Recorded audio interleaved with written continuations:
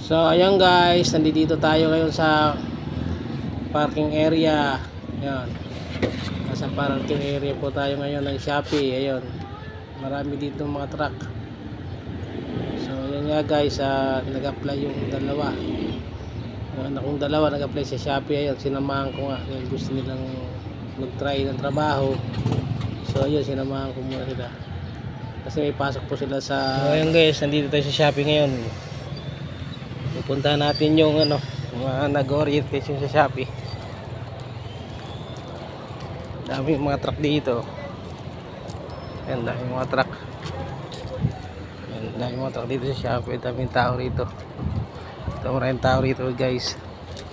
Mga nag-a-apply sa Shopee. Ayun, putik. Putik naman. Maputik.